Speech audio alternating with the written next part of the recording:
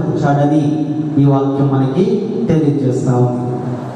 యోనా గ్రంథము మనం చూసినట్లయితే మరి యోనా గ్రంథంలో ఎన్ని అధ్యాయాలు ఉన్నాయి? 4 అధ్యాయాలు ఉన్నాయి. కనపడుతున్నాను నేను మీకు? మాస్టర్ అంటే హైట్ ఉంటారు కాబట్టి కనబడుతున్నాను. నేను కనబడుతున్నానా? వెనక్కి జరగదు. యోనా గ్రంథంలో ఎన్ని అధ్యాయాలు ఉన్నాయి? ఈ గ్రంథంలో 4వ అధ్యాయంలో లాస్ట్ అధ్యాయాల్లో ముగింపు అనేది ఒక ప్రశ్నార్థకముగా ఉంది. ప్రశ్నతో ముగుస్తుంది. కాబట్టి యోనా గ్రంథాలు చిన్నదైనప్పటికీ కూడా ఎన్నో గొప్ప సత్యాలను మనకి బోధిస్తూ ఉంది. దేవుని యొక్క కృప, దేవుని యొక్క కనికరము, దేవుని యొక్క ప్రేమ, దేవుని యొక్క దయాదాక్షిణ్యాలు దేనితో కూడా కొలవలేమని చెప్పి ఈ 4వ అధ్యాయం కూడా మనకి బోధిస్తూ ఉన్నాయి. Praise the Lord, praise the Lord, praise the Lord.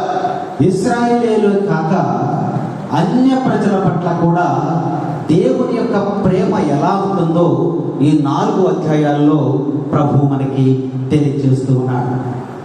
దేవుని యొక్క ప్రేమ ఇశ్రాయేలు ప్రజలు ఒక్కరు పొందడమే అయితే అది మన దేవుడు, నా దేవుడు అని అక్కడితో ముగించుకోవచ్చు.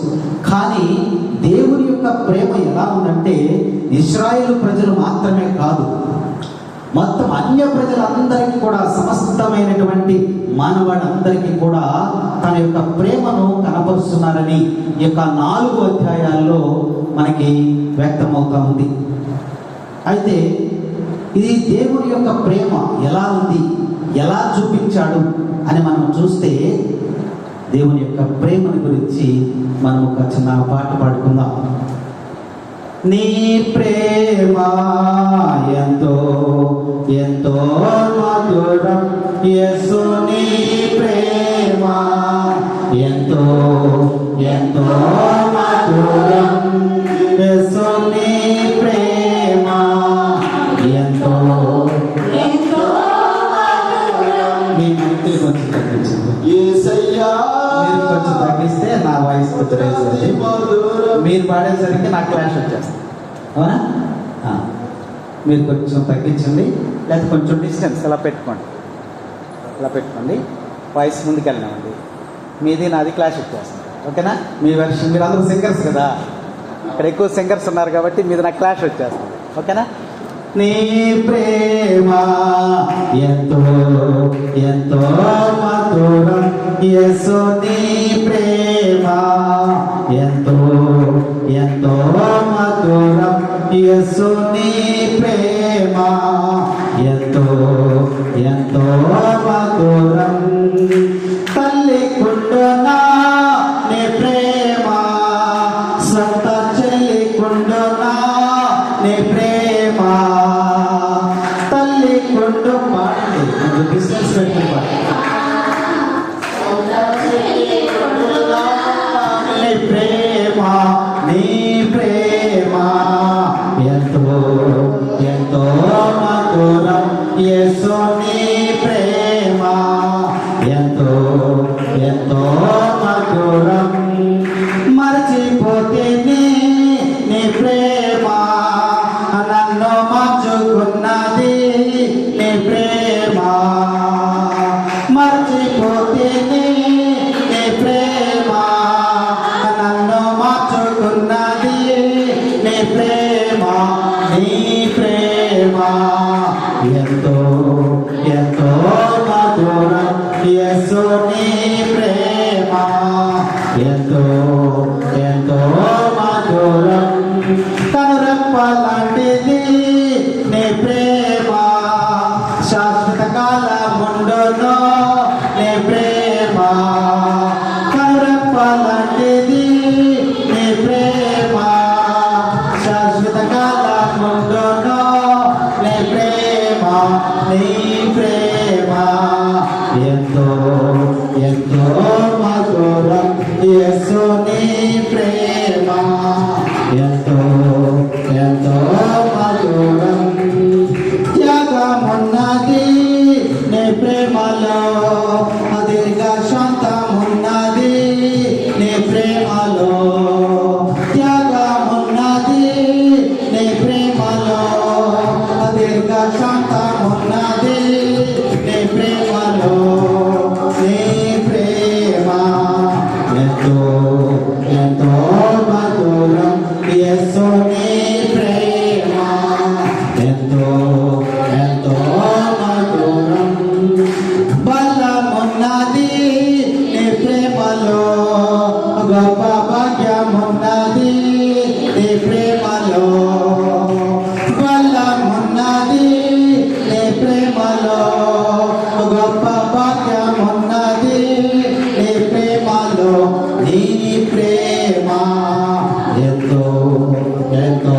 మధురం యేసు నీ ప్రేమ ఎంతో ఎంతో మధురం నాకై సిలువ వేసెను నీ ప్రేమ నాకై సిలువ నెక్కెను నీ ప్రేమ నాకై సిలువ వేసెను నీ ప్రేమ నాకై సిలువ నెక్కెను నీ ప్రేమ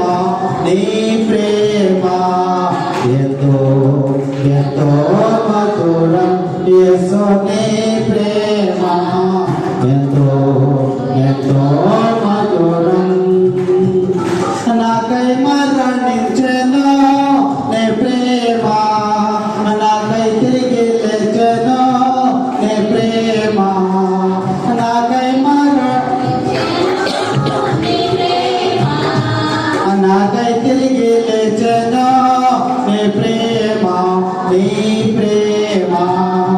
ఎంతో ఎంతో మధురం యేసు నీ ప్రేమ ఎంతో ఎంతో మధురం.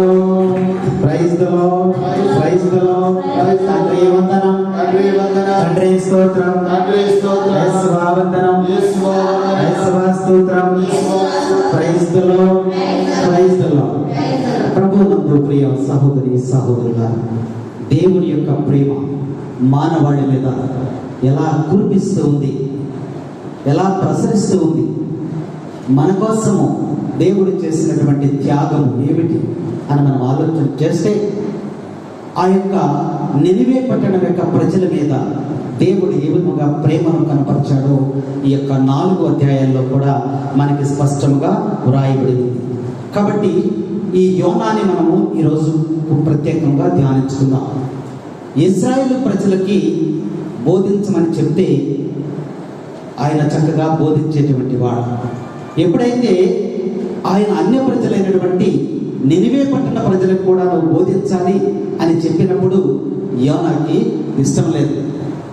అయితే దేవుని యొక్క ప్రేమ ఎలా ఉంటుందంటే అది పక్షపాతం లేనటువంటిది. Praise the Lord, praise the Lord. దేవుని యొక్క ప్రేమ రంగు గాని, రూపము గాని, లింగ భేదము గాని, వయోభేదము గాని, ప్రాంత భేదము గాని ఆయనకి ఏమీ కూడా లేవు. ఆయనను ఎవరు విశ్వసిస్తారో వారికి రక్షణ దయచేసినటువంటి దేవుడు మన Yesayya. Praise the Lord, praise the Lord. కాబట్టి దేవుణ్ణి ఎవరైతే విశ్వసిస్తున్నారో, ఎవరైతే అనుసరిస్తూ ఉన్నారో, ఎవరైతే మహిమపరుస్తూ ఉన్నారో, ఎవరైతే ఆరాధిస్తూ ఉన్నారో వారిని మాత్రమే ఆయన రక్షణ కలుగజేస్తూ ఉన్నాడు. కాబట్టి యోనా యొక్క ఆలోచనలను దేవుడు ఎలా తిప్పికొట్టాడో ఈ గ్రంథంలో మనకు స్పష్టంగా వ్రాయబడి ఉంది. కాబట్టి దేవుని యొక్క ప్రేమ మనకి రంగు, ప్రాంతము, లింగ భేదము, ప్రాంతీయ భేదము లేకుండా అందరికీ కూడా సమానముగా పంచేటువంటి దేవుడని వాక్యం మనకి హెచ్చరిక చేస్తాడు. ఎందుకంటే భేదాలు మనం చూసుకుంటాం, భేదాలు మనకే, మానవ బలహీనత. కానీ దేవునికి ఆ భేదం ఏమీ కూడా లేదని చెప్పి వాక్యం మనకి స్పష్టంగా తెలియజేస్తాం. భేదము ఏమీ లేదు, అందరూ పాపం చేసి ఉన్నారు. దేవాది దేవుడు ఇచ్చే ఉన్నత మహిమను పోగొట్టుకున్నారు. భేదము ఏమీ లేదు, అందరూ పాపం చేసి ఉన్నారు. దేవాది దేవుడు ఇచ్చే ఉన్నత మహిమను పోగొట్టుకున్నారు. ఏ కులమైన, మతమైన, జాతైన, రంగైన దేవుని దృష్టిలో అందరూ పాపులే. ఏ కులమైన, మతమైన, జాతైన, రంగైన దేవుని దృష్టిలో అందరూ పాపులే. భేదము ఏమీ లేదు, అందరూ పాపం చేసి ఉన్నారు. దేవాది దేవుడు ఇచ్చే ఉన్నత మహిమను పోగొట్టుకున్నారు. మనమే ఆ భేదాలు చూసేది. దేవునికి ఆ భేదం ఏమీ కూడా లేదు. ఆయనను ఎవరు విశ్వసిస్తూ ఉన్నారో వారందరికీ కూడా రక్షణ కలుగజేస్తున్నారని ఈనాటి పట్టణాలు మనకి తెలియజేస్తూ ఉన్నాయి. యోనా గ్రంథం చూడండి, 1వ అధ్యాయము 1వ వచనం.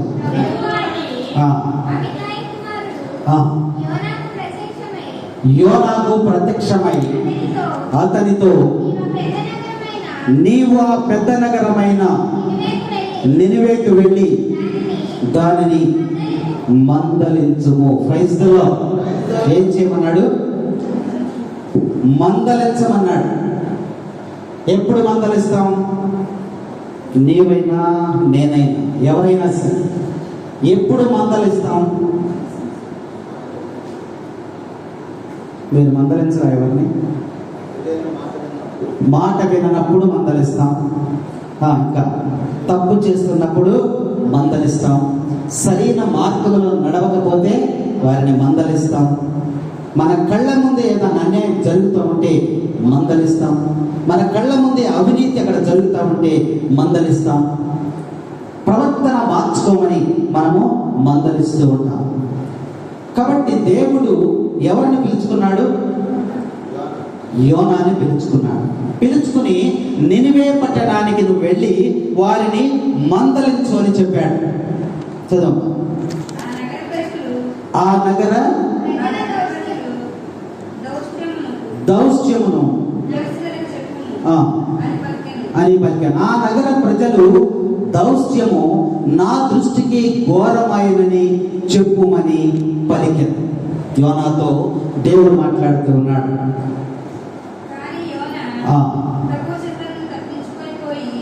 అక్కడ ఆపుదాం. 2వ వచనం దగ్గర ఆపుదాం. దేవుడు యోనాతో మాట్లాడుతూ ఉన్నాడు. నేను నీకు ఏదైతే చెప్పి ఉన్నానో దానిని అక్కడ ప్రవచించు లేదా అక్కడ బోధించు అని చెప్తూ ఉన్నాడు. ఇక్కడ వాక్య భాగంలో 2వ వచనంలో మనము ధ్యానించినట్లయితే ఈ 2వ వచనంలో నువ్వు వెళ్ళి ఈ వాక్యాన్ని, నేను చెప్పినటువంటి మాటలను ప్రవచించమని బోధించమని యోనాకు హెచ్చరిక చేస్తుంది. మందలించు అంటే ప్రవచించడము లేదా బోధించడం అనేది మనం ఇక్కడ ధ్యానించినట్లయితే, ప్రవచించడము అంటే జరగబోయే దానిని ముందుగానే తెలియజేయటం. నినివే పట్టణానికి ఏమి జరగబోతూ ఉందో, దేవుని ప్రణాళికలో ఏమైందో నువ్వు ముందుగానే వెళ్ళి నేను చెప్పినటువంటి మాటలను వారికి తెలియచేయమని దేవుడు ఆ యొక్క యోనాతో మాట్లాడుతూ ఉన్నాడు. 2వ వచనం వల్ల చదువుమా. నీవు ఆ పెద్ద నగరమైన నినివేకు వెళ్ళి దానిని మందలించుము. ఎందుకు మందలించాలి అంటే, నినివే పట్టణం యొక్క పరిస్థితి ఎలా ఉందనేది దేవునికి తెలుసు. అక్కడ వాక్యం చూడండి. నహూము గ్రంథం చూడండి. నహూము గ్రంథము 3వ అధ్యాయం 1 నుంచి 19 వచనాలు మనం చదివినట్లయితే, ఆ నినివే పట్టణం యొక్క గతి లేదా నినివే పట్టణం యొక్క స్థితి లేదా నినివే పట్టణం యొక్క నాశనము ఎలా జరగబోతుందో అక్కడ దేవుడు ముందుగానే ఎరిగి ఉన్నాడని వాక్యం మనకి చెప్తా ఉంది. చదువు.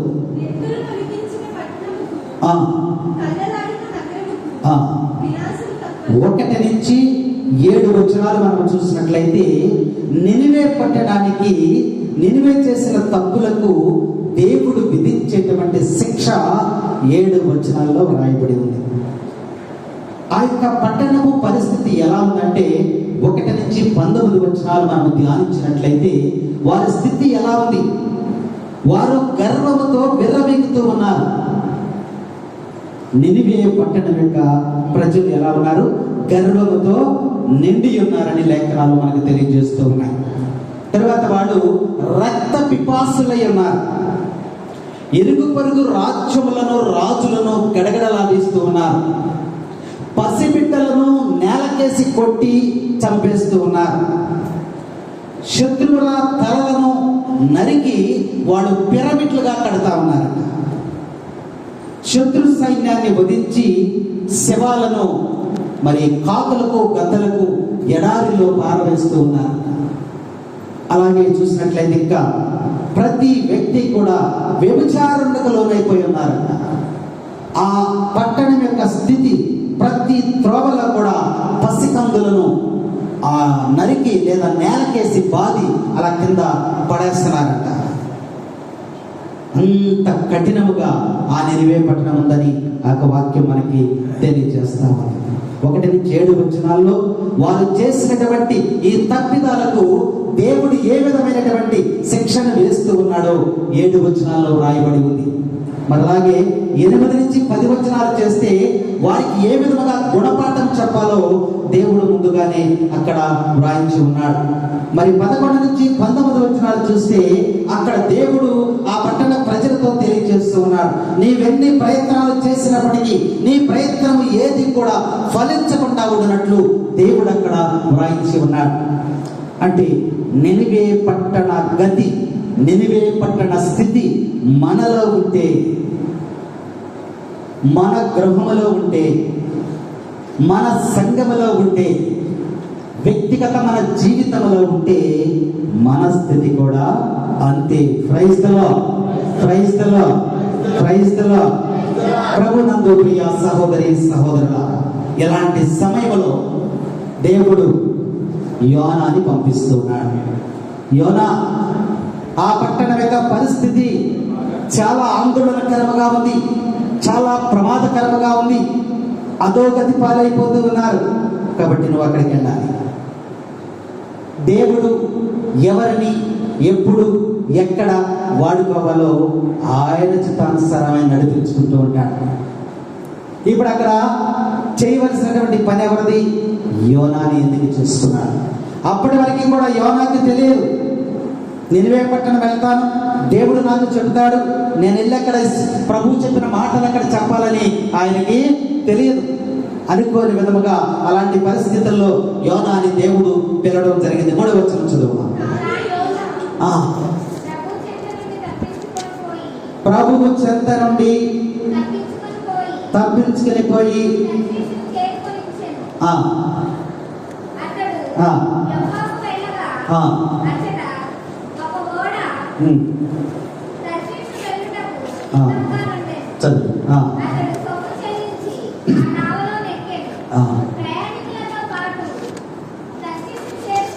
తర్షీసుకు చేరుకొని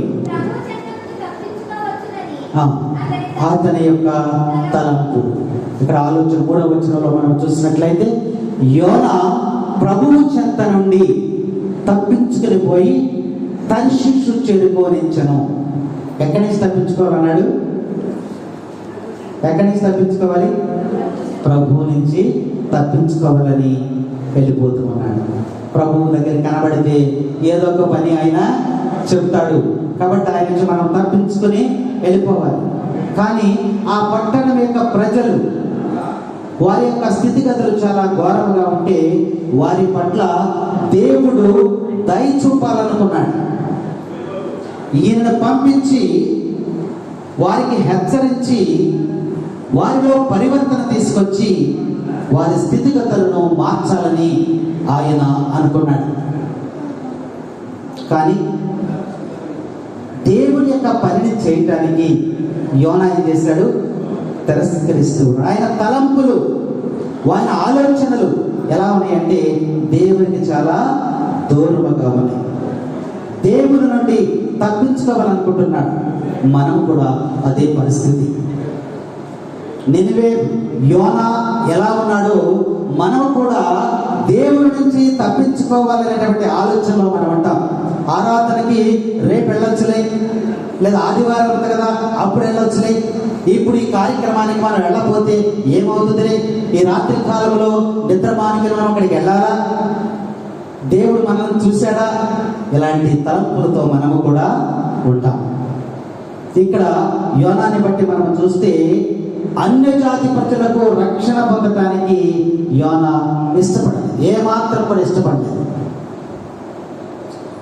దాన్ని ఎలా తప్పించుకోవాలి? ప్రభువు చెప్పినటువంటి ఈ పని నుండి నేను ఎలా తప్పించుకోవాలి? అదే ఇశ్రాయేలు ప్రజలకి వెళ్ళి వాక్యం చెప్పమంటే వెళ్ళి చెప్పేసేవాడు ఆనందంగా.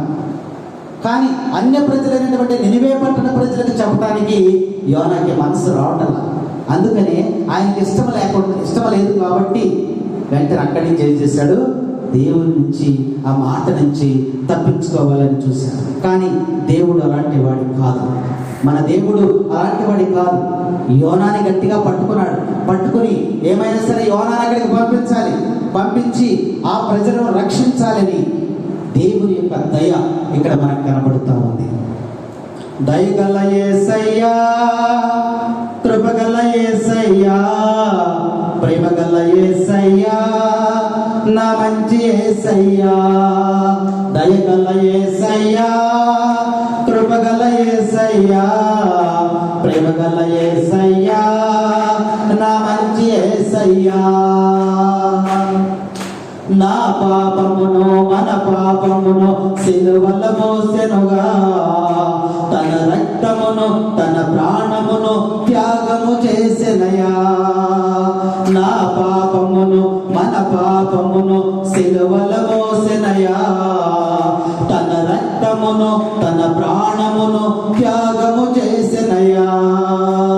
దయగల యేసయ్యా, కృపగల యేసయ్యా, ప్రేమగల యేసయ్యా, నా మంచి యేసయ్యా. దేవుని ప్రసాదము చేత నిలవని మా వందనము. ప్రభు మీతో ఉన్నారు. స్త్రీల ఆశీర్వదింపబడిన వారు మీరు, మీ గొప్ప కర్మలు చేసి ఆశీర్వదింపబడిన వారిని పరిశుద్ధమైన యేసుని పాద పాపాత్మయులు మా కొరకు ఎప్పుడును మా మరణ సమయమందున ప్రార్థించండి. ఆమేన్. ప్రభు నందు ప్రియ సహోదరి సహోదరుడా, దేవుని నుండి నువ్వు తప్పించుకోగలవా? దేవుని నుండి నువ్వు తప్పించుకోగలవా?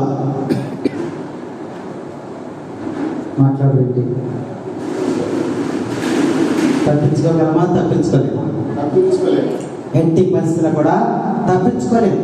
దావీదు గారు చెప్తున్నారు ఆ విషయాన్ని మనకి. కీర్తనకారుడు 139వ కీర్తన చదువు. 139వ కీర్తన.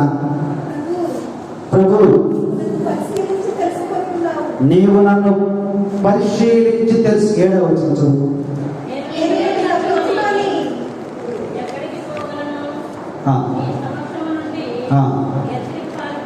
నీ సమక్షము నుండి నేను ఎచ్చటికి పారిపోగలను? నేను గగనమునకు ఎక్కిపోయినచో నువ్వు అక్కడ ముందువు, పాతాళంలోనికి వెళ్ళినచో అక్కడ ముందువు. నేను వేకునే రెక్కలు కట్టుకుని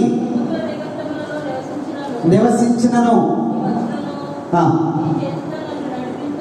మరి ఎక్కడికి వెళ్ళాలి మనం?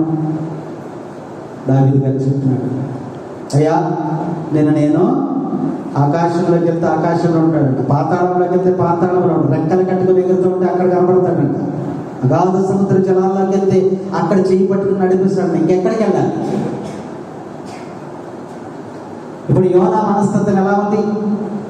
పరిపక్వత లేనటువంటి జ్ఞానము కలిగినటువంటి యోన, నేను దేవుడి నుంచి తప్పించుకోగలను అని తెలివి తక్కువతనముగా ఆలోచన చేస్తూ ఉన్నాడు. మన పరిస్థితి కూడా అంతే.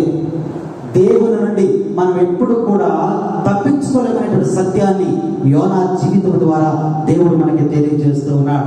ఎక్కడికి వెళ్ళినా సరే మొదటి వచనం చదవండి. ప్రభు, మైక్లో చదువు, పర్వాలేదు, మైక్లో చదువు. పాట స్లోగా పాడమన్నాను, మైకిల్ కింద పెట్టమన్నా. నీవు నన్ను పరిశీలించి తెలుసుకున్నావు, నేను కూర్చుంటయు లేచుటయు నీకు తెలియను. నీవు దూరంగా నుండి నా ఆలోచనలు నీవు గుర్తుపట్టదు. Praise the Lord. నువ్వు కూర్చున్నది, నువ్వు పడుకున్నది, నువ్వు చేసే ప్రతి పని కూడా దేవుడు చూస్తున్నాడంట. గ్రంథం చక్కగా వ్రాయబడి ఉంది. మళ్ళీ చదువు, అదే వర్తించు. నేను కూర్చుండుటయు. ఇప్పుడు మనం కూర్చున్నది దేవుడికి తెలుసా తెలీదా? తల పొద్దు మీరు తెలుసా తెలీదా? చెప్పండి, నోరు విప్పి చెప్పండి. నిద్ర వస్తుందా? నిద్ర వచ్చిన వాళ్ళు ఒకసారి చప్పట్లు కొట్టండి.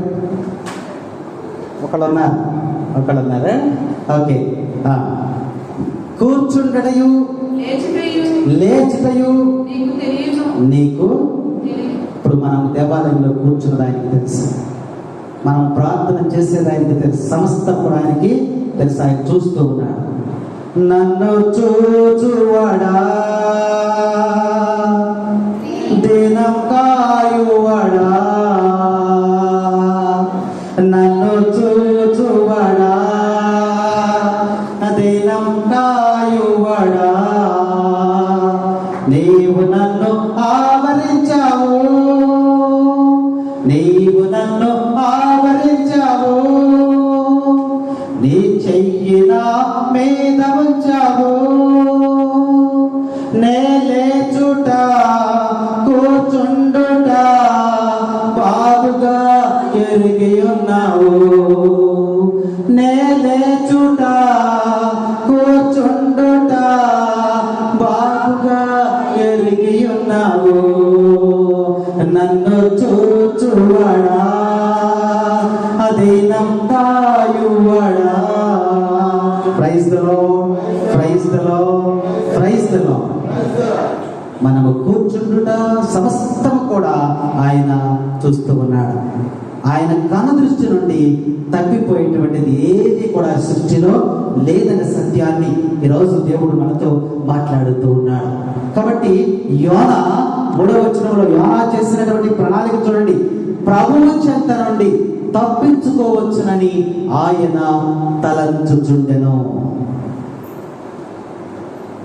మన ఆలోచన పడేలా ప్రభు నుంచి మనం తప్పించుకుంటున్నామా? ఎన్నిసార్లు మనం తప్పించుకున్నామో ఒకసారి మనం జ్ఞాపకం చేసుకుందాం. ఎన్నిసార్లు మనం ప్రభు నుండి తప్పించుకున్నాం? ప్రభు నుంచి తప్పించుకోవడం అంటే ఆయన కార్యముల నుండి, ఆయన యొక్క సన్నిధి నుండి, ఆయన యొక్క దైవ కార్యాలు జరుగుతూ ఉన్నప్పుడు మనకెందుకులే అని మనం ఆలోచన చేసిన సందర్భాలు జ్ఞాపకం చేసుకున్నాం.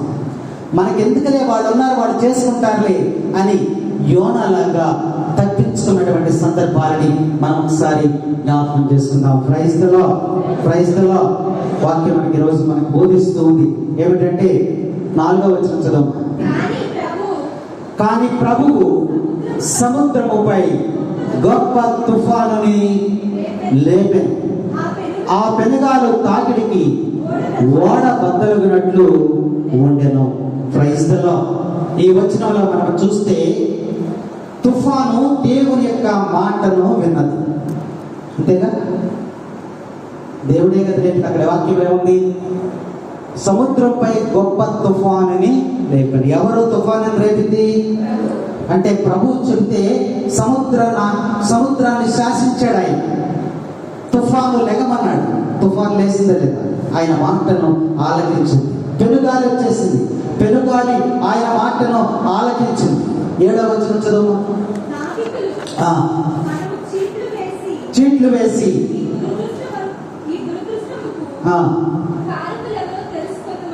7వ వచనంలో చూస్తే ఈ దురదృష్టానికి కారణం ఎవరు? చీట్లు వేయమన్నప్పుడు ఆ చీట్లు కూడా ఎవరి మాట విన్నవి? దేవుని యొక్క మాటనే విన్నాయి. ఎవరి పేరు వచ్చింది అక్కడ? యోనా పేరు వచ్చింది. 4వ అధ్యాయం 6వ వచనం చదవండి.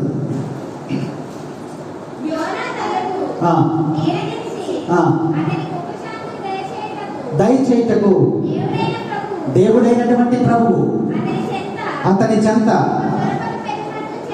సొర తీగను పెరిగినట్లు చేశారు. సొర తీగ ఎవరి మాట వింది? దేవుని మాట. యోనా ఎండలో ఉన్నాడు, నువ్వు అర్జెంటుగా పాదులాగా పెరుగు అని సొర తీగకు దేవుడు ఆజ్ఞించినప్పుడు అది పెరిగి పెద్దదైనప్పుడు దాని నీడన యోనా అక్కడ ఉన్నాడు. కాబట్టి తుఫాను ఆయన మాటను ఆలకించింది, పెనుగాలి ఆయన మాటను ఆలకించింది. చీటీలు వేస్తే చీటీలలో దేవుని యొక్క ఆజ్ఞ అక్కడ ఆలకించినాయి. అలాగే 2వ అధ్యాయం 10వ వచనంలో చూస్తే చేప ఆయన మాటను ఆలకించింది, సొరతీగ ఆయన మాటను ఆలకించింది. 4వ అధ్యాయం 7వ వచనంలో చూస్తే ఒక పురుగుని పురుగుని ఏర్పరచను. దేవుడు ఒక పురుగుని ఏర్పరచాడు. అంటే పురుగు దేవుని యొక్క మాటను ఆలకించింది. 8వ వచనంలో చూసినట్లయితే సూర్యుడు ఉదయించిన పిదప తూర్పు నుండి వేడి గాలితో, అంటే తూర్పు నుంచి వచ్చినటువంటి వేడి గాలి కూడా దేవుని యొక్క మాటను ఆలకించినాయి. Praise the Lord, praise the Lord. Yona మాత్రము దేవుని యొక్క మాటను ఆలకించలేదు. దేవుని యొక్క మాట ఈ 4 అధ్యాయాలు మనం చూసినట్లయితే, ఈ 4 అధ్యాయాల్లో దేవుని మాట విన్నవారు ఎవరెవరో చక్కగా స్పష్టంగా వ్రాయబడి ఉంది. స్వరతీగ దేవుని మాట ఉంది, ఇంకా గాలి ఆయన మాట వింది, తుఫాన్ ఆయన మాట వింది, చాప ఆయన మాట వింది, స్వరతీగ ఆయన మాట వింది. ఎవరు లేదు ఆయన మాట? యోనా లేదు. ఆ యోనా ఎవరు? ఆ యోనా ఎవరు? ఆ యోనా నేనే. నువ్వు అనుకోవా? ఆ యోనాని నేనే. దేవుని మాటను ఆలకించినటువంటి యోనాను నేనే. నువ్వెందుకు అనుకోవట్లేదు? నువ్వు దేవుని మాట వింటున్నావా? ఈ సమయంలో మరింత ఒకసారి మనం జ్ఞాపకం చేసుకుందాం. ఒకసారి మనందరం కూడా కానాను విందులోకి వెళ్దాం.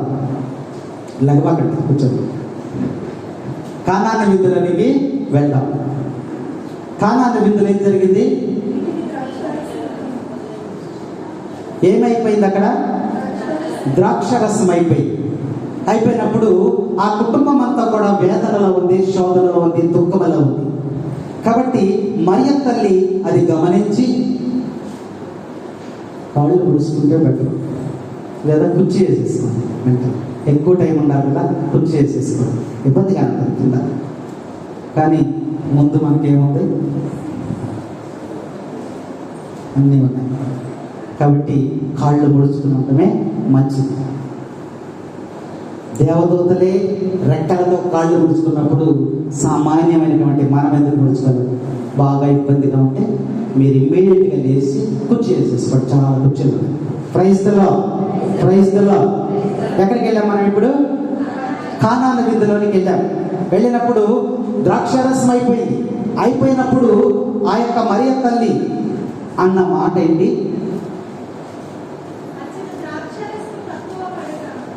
చదువు. 5వ వచనం చదువు.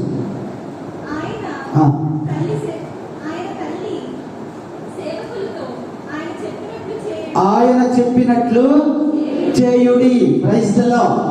అది గుర్తుపెట్టుకోవాలి. యోనా చేస్తాడా ఇప్పుడు? యోనా నువ్వు బయలుదేరి నినివే పట్టణానికి వెళ్ళు అన్నాడు. బయలుదేరి వెళ్తున్నాడా? విన్నాడా? విన్నా. కానీ మరియ తల్లి కూడా ఇక్కడ మనకు బోధిస్తూ ఉంది. ఆయన చెప్పినట్లు చేయుడి. ఆయన చెప్పినట్లు చేస్తే, ఆయన మాటకు లోబడితే, ఆయన చిత్తానికి లోబడితే నీకు మేలు జరుగుతుంది, నీకు ఆశీర్వాదం లభిస్తాం. కానాను విందులో ఏం జరిగింది? అక్కడ నీటిని బాణలలో నింపండి. ఏమన్నారు యేసు ప్రభు? ఆ నీటిని చెప్పండి. ఆ నీటిని ఎక్కడ పోయాలి? చెప్పండి. అదే చెప్పండి. ఇప్పుడు ఆ బాణలన్నీ కూడా నీటితో నింపండి. తర్వాత ఏం చేస్తాడు? ఆ నీటిని ద్రాక్షరసముగా మారుస్తాడు ప్రభు. అయితే ఇక్కడ వాక్య భాగంలో మనం చూస్తే మరియ తల్లి చెప్పింది ఏంటి? ఆయన చెప్పినట్లు చేయండి. ఆయన ఏం చెప్పాడు? నీళ్లతో నింపండి అన్నాడు. అది మనం చేయాలి. అది చేస్తే ఆయన అద్భుతం చేస్తాడు. నువ్వు నీటిని ద్రాక్షరసంగా నువ్వు మార్చగలవా? మన శక్తి సరిపోదు. మనం మానవులు కంటే బలహీనమైనటువంటి వారు కాబట్టి మన శక్తి సరిపోదు. ప్రభు చెప్పింది ఏంటి? నీరు బాణంలో పోయమన్నాడు. పోయగలవా? నీరు కూడా పోయలేవా? అది నువ్వు చేయగలిగినప్పుడు, అంటే నువ్వు చేయగలిగిన పని నువ్వు చేస్తే, నువ్వు చేయలేనటువంటి పనిని దేవుడు చేస్తాడు. Praise the Lord. నువ్వు చేయవలసినటువంటి పనిని నువ్వు చేయాలి. నీటిని నువ్వు అందులో పోయగలవు కాబట్టి నువ్వు పోయాలి. అంతేగాని ద్రాక్షరసంగా మార్చే నీవు నీటిని పోసుకోలేవా అని మనము ప్రభువుని ప్రశ్నించకూడదు. ఆయన చెప్పినట్లు మనము చేయటమే. లాజరును బ్రతికించడానికి ఎక్కడికి వచ్చాడు ఆయన? గట్టిగా చెప్పండి. సమాధి వద్దకు వచ్చాడు. అవునా? సమాధి వద్దకు వచ్చినప్పుడు ఏం చెప్పాడు ఆయన? రాతిని తొలగించండి అన్నాడు. రాయిని మనం తొలగించగలమా? ఒక్కడు తొలగించలేకపోయినా ఇద్దరు ముగ్గురి రాయిని మనము తొలగించగలం. కానీ చనిపోయినటువంటి లాజరును బ్రతికించగలమా? మనకంత శక్తి లేదు. కాబట్టి రాయిని నువ్వు తొలగిస్తే జీవం అనేది నేను ఇస్తాను. ఆయన మాట చొప్పున మీరు నడుచుకునే వాక్యం మనకి తెలియజేస్తాను. పేతురు గారు వలేస్తున్నాడు. రాత్రి అంతా కూడా వేసామయ్యా, ఒక్క చేప కూడా దొరకలేదు. అదేనాయనంది, రాత్రంతయు శ్రమ పడినా రాలేదు ప్రభు జయమో, రహదారులు వెదకినలో రాదాయను ప్రతిఫలమో. ఏం చేశారు వాళ్ళు? రాత్రంతా కూడా శ్రమ పడ్డారు. వచ్చిందా ఫలితం? రాలేదు. యేసు ప్రభు దగ్గరికి వచ్చిన తర్వాత యేసు ప్రభు ఒక మాట చెప్పాడు. ఏం చెప్పాడు ఆయన?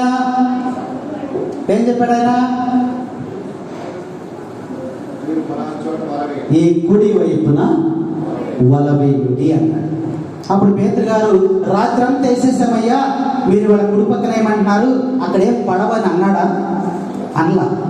నీ మాట చొప్పున నేను వల వేస్తున్నానయ్యా అన్నాడు. Praise the Lord.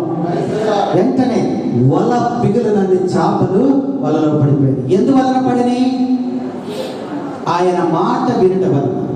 కాబట్టి రాతిని తొలగించాలన్నా, నీటిని బాణలో పోయాలన్నా, పక్షవాతరం చెయ్యి ఎత్తమన్నా, కుడివైపున వలవైపు ఎన్ని దేవుని యొక్క మాటలు.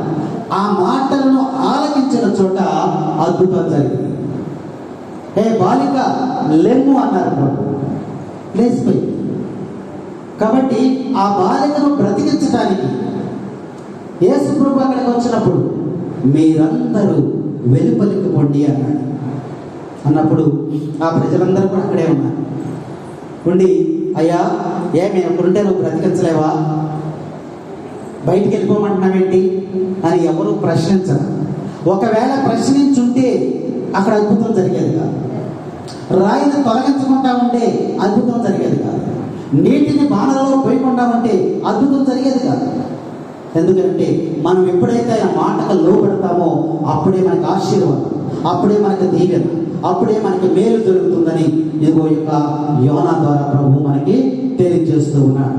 కాబట్టి ఇవన్నీ కూడా దేవుని మాట వింటూ ఉన్నాయి. కానీ ఎవరికి లేదమ్మా? ఎవరికి లేదు? యోనా మాత్రము దేవుని యొక్క మాటను ఆలకించలేదు. ఆ యోన ఎవరంటే మనమే. నేనే యోనాని, నువ్వు యోనాని. మనము దేవుని మాటను వినినట్టే ఉంటాం కానీ వినం, ఆలకించినట్టే ఉంటాం కానీ ఆలకించం, నడుచుకున్నట్టే ఉంటాం కానీ నడుచుకోం. మనమంతా కూడా భ్రమలో ఉన్నాం. నన్న ఫాదర్ గారు పెట్టింది ఏంటి?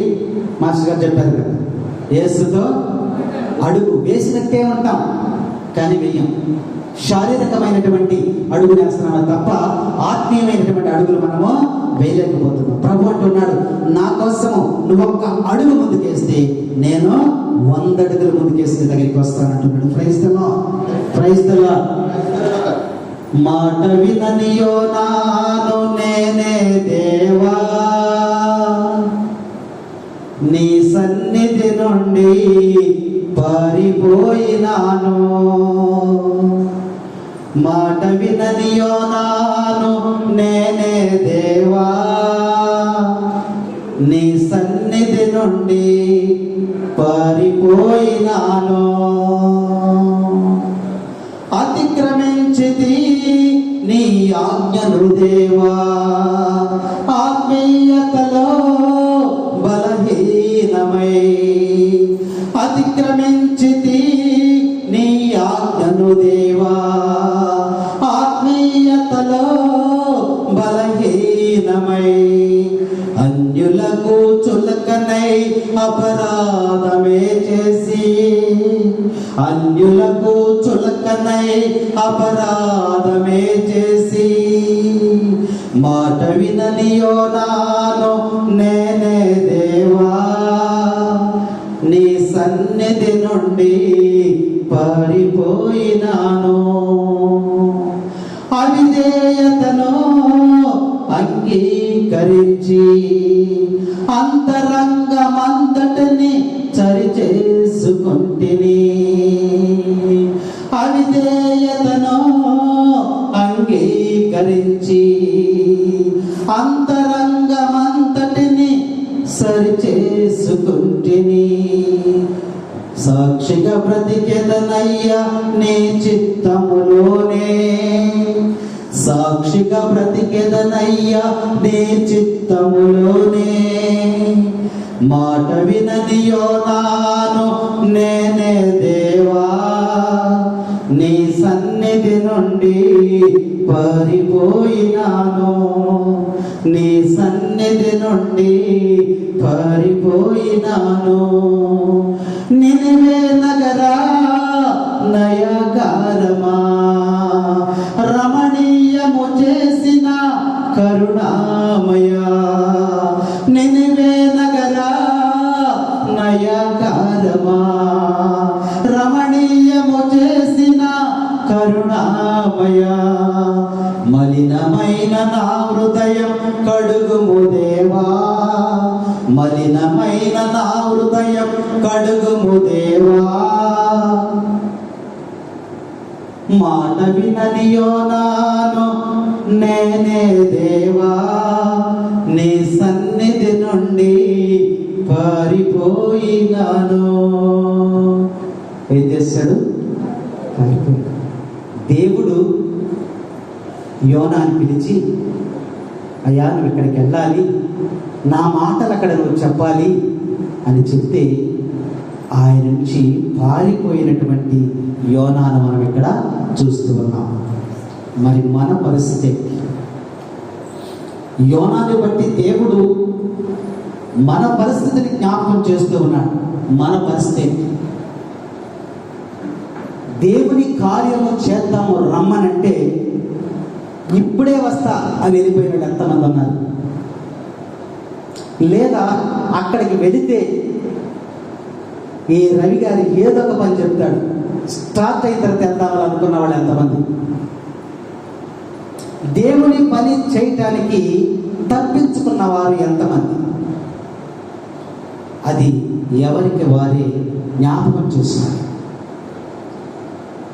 యోనాలాగా మనము కూడా తప్పించుకుని తిరిగేవాళ్ళని, పారిపోయేటువంటి క్రైస్తవుడుగా నువ్వు ఉండకూడదని ఈరోజు దేవుడు మనల్ని హెచ్చరిక చేస్తూ ఉన్నాడు. అవిధేయత కలిగినటువంటి క్రైస్తవుడుగా మనము జీవించకూడదని వాక్యం మనకి హెచ్చరిక చేస్తావాలి. తిరస్కరించేటువంటి విశ్వాసిగా నీవు ఉండకూడదని యోనా ప్రవక్త ద్వారా దేవుడు మనకి హెచ్చరిక చేస్తున్నాడు. చివరికి ఏం జరిగింది? యోనా అయిష్టతతోనే దేవుడు తన ఆజ్ఞను ఆయన నెరవేర్చేటట్టు యోనాని ఆయన ప్రేరేపించాడు. మరి నీ పరిస్థితి ఏంటని ఈరోజు దేవుడు మనల్ని ప్రశ్నిస్తూ ఉన్నాడు. మరి దేవుని సేవలో దేవుని కార్యం చేయడానికి నువ్వు సిద్ధంగా ఉన్నావా? ప్రభు ఈ సమయంలో మనల్ని అడుగుతూ ఉన్నాడు. ఏం చెప్తావు? నిన్నే అడుగుతున్నాడు, ఏం చెప్తావు? యోనాలాగా నువ్వు తప్పించుకుని వెళ్ళిపోతావా, లేదా దైవ కార్యాల్లో నువ్వు పాలు పంచుకుంటావా? దేవుడు నిన్ను వాడుకోవాలనుకుంటున్నాడు. కాబట్టి యోనాని ఏ విధముగా వాడుకున్నాడు, అలాగే నిన్ను కూడా దేవుడు వాడుకోవాలనుకుంటున్నాడు. నువ్వు దేవునికి సహకరిస్తావా? దేవుడు నిన్ను ఒక ప్రణాళిక నిమిత్తమై నిన్ను దేవుడు ఎన్నుకున్నాడు. కాబట్టి దేవుని యొక్క కార్యాలను నెరవేర్చేవాడిగా నువ్వు ఉండాలని ఈరోజు వాక్యం మనకి బోధిస్తూ ఉంది. నువ్వు దేవునికి వాడు మాటిస్తావా? అయ్యా యోనాలాగా నేను పారిపోను, నీ కార్యం ఏదైనా సరే నేను నీకు విశ్వాసిగా విధేయతగా నేను జీవిస్తాను అని నువ్వేమన్నా దేవునికి వాగ్దానం చేయగలవా? దేవుడు అడుగుతూ ఉన్నాడు. చెప్దామా? దేవుని కార్యాలు నెరవేర్చేవారిగా ఉందామా వద్దా? ఉందామా వద్దా? చెప్పండి. వద్దంటే మనం యోనా లెక్కలోకి వెళ్ళిపోయినట్టే. మరి యోనాలాగా కాకుండా మనము దేవునికి విధేయత, దేవునికి చిత్తానికి లోబడి నీ కార్యక్రమంలో సువార్తలో నేను పాలుపంచుకుంటానయ్యా, నన్ను కూడా వాడుకోయ్యా అని చెప్పి మనం ప్రభుకి తెలియచేద్దాం. నేను కూడా ఉన్నానయ్యా, నన్ను వాడుకో యేసయ్యా. నేను కూడా ఉన్నానయ్యా, నన్ను వాడుకో యేసయ్యా. పనికిరాని పాత్రయనే నన్ను పారవేయకు యేసయ్యా. పనికిరాని పాత్రయని నన్ను పారవేయకు యేసయ్యా. నేను కూడా ఉన్నానయ్యా, నన్ను వాడుకో యేసయ్యా. మీకు ఇష్టమేనా? నేను కూడా నీ చేత వాడబడాలయ్యా అనే విశ్వాసంతో మనం జీవించాలి. దేవుని కార్యానికి మనందరం కూడా తప్పించుకోకుండా మనం అనుకుంటూ ఉంటాం. పాటలు పాడటం, వాక్యం చదవటం, దేవాలయాన్ని శుభ్రం చేయటం, మరి అందరికీ దేవుని పేరట పరిచర్య చేయటం, పూజలో పాల్గొనడం, సమయానికి నువ్వు రావటం, ప్రభువునికి హల్లెలూయా, మరి ఆరాధన, మహిమ ఇవన్నీ చెప్పటం, స్తుతులు నరించటం, చప్పట్లు కొట్టడం, ఇవన్నీ కూడా దేవుని స్తుతించినట్లే. అందుకని నేను కూడా ఉన్నానయ్యా, నన్ను కూడా వాడుకయ్యా. యోనాని నువ్వు నినివే పట్టణ ప్రజలను రక్షించడానికి నువ్వు సువార్తలో ఆయన ఏ విధంగా భాగస్థులుగా చేస్తూ ఉన్నావో అలాగే నన్ను కూడా నీవు వాడుకోయ్యా అని చెప్పి ఆ యొక్క ప్రభువుకి మనము మరి మాట ఇస్తూ ఉన్నాం. నీ మాట నేను ఆలకిస్తానయ్యా. జ్ఞానమేమీ లేదు కానీ నీ సేవ చేయ ఆశ ఉన్నది. జ్ఞానమేమీ లేదు కానీ నీ సేవ చేయ ఆశ ఉన్నది.